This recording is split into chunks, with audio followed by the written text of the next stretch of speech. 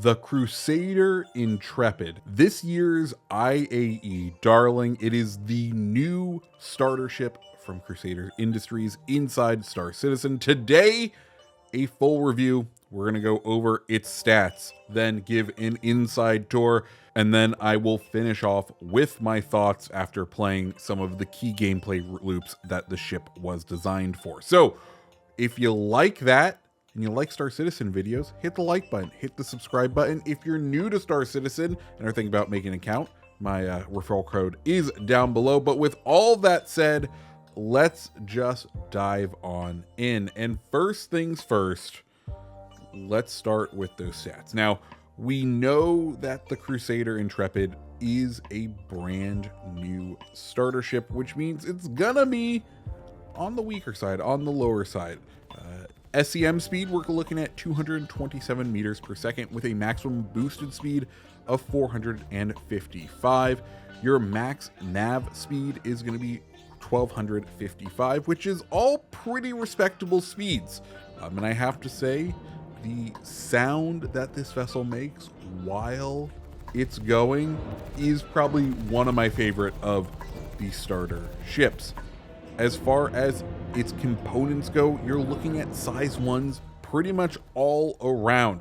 The only thing that isn't a size 1 is going to be that primary weapon, which kind of feels like it's what the ship was designed around, right? It's taking the Ares design concept and bringing it to a starter. It's going to be a size 4 Rhino repeater with 436 damage per second, and when you charge it, you're looking at about 75 shots, which is pretty decent as far as a single weapon goes.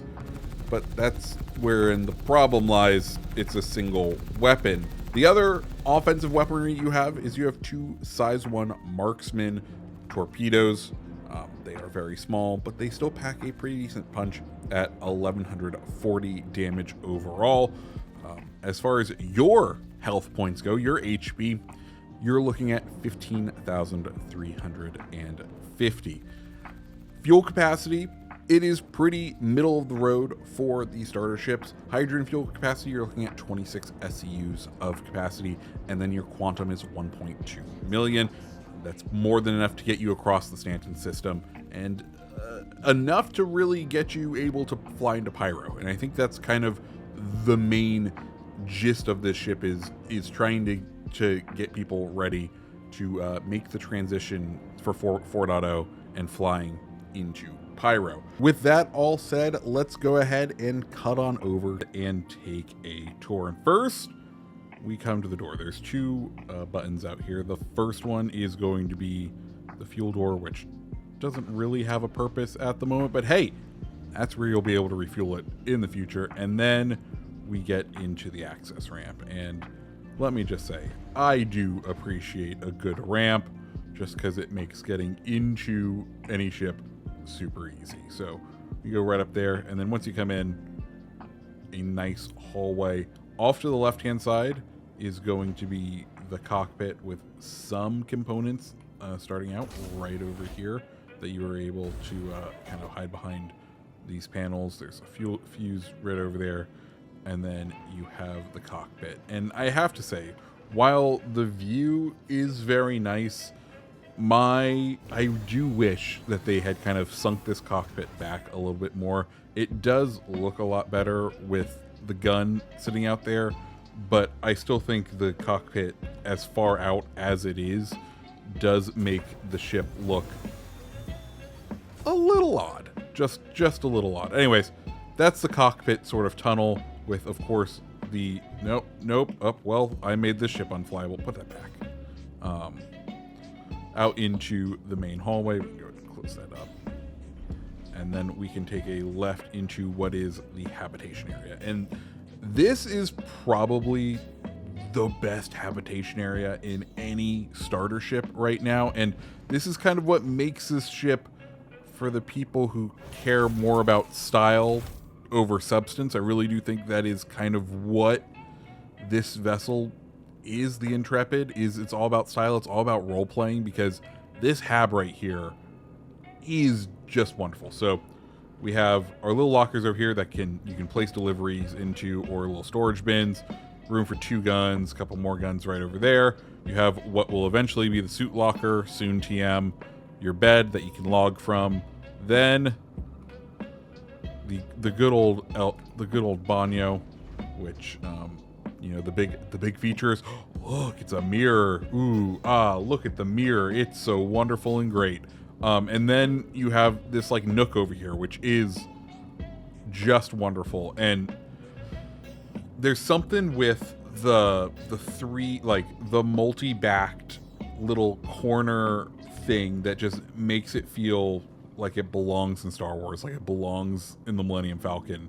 And like, I think that's why a lot of people are loving this hab, is just because it is very much what you could like see yourself living in it. It's very nice. There's warm lighting. It feels welcoming. It's great. So that's the hab section. And then we move further back through another set of doors into what is the engineering and cargo. And of course, we have the rear cargo deck that drop out of the ship that we've seen before. They drop down. I do like that they use the red projection that is used on the Spirit series for their ramp. But you know, you get 8 SU of cargo, 4 on that side, 4 on the other. And then you have your engineering terminal back here and another panel that is hiding the rest of your components. So, you know, it's a small section overall, but you know, it is absolutely the best. Okay, we need to go to the engineering terminal. It is absolutely okay. Leave, thank you. It is by far the best. Nope. Get away from the engineering terminal.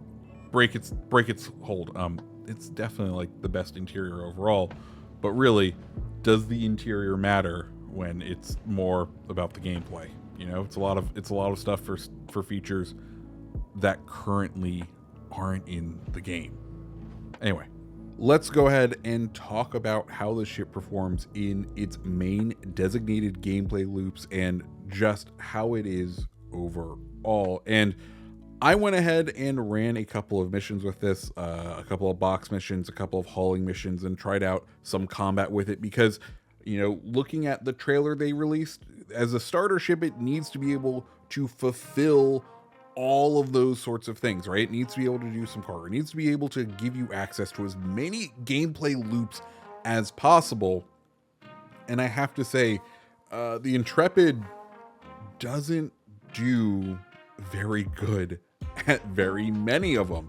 The drop-down cargo ramps were incredibly difficult to load. I took a full 8 SCU mission with that, and to get the boxes to fit in the forwardmost slot on the cargo grid was incredibly difficult and caused a ton of issues to do. I also tried out some bounty, and the low-level bounties you're absolutely able to do because your DPM is, you know, or just above the cutter, but that is where things start to let you down. The interior also great for the little box pickup missions. I have to say that the 3 little lockers are great to be able to store things and use for those missions, and it does give you this great little starter. But then we come to the price, because the ship, as of right now, at Warbond, it's going to cost you $60, or standard is going to cost you $65. And at that price, I feel like you need to be getting a little bit more than what you are here.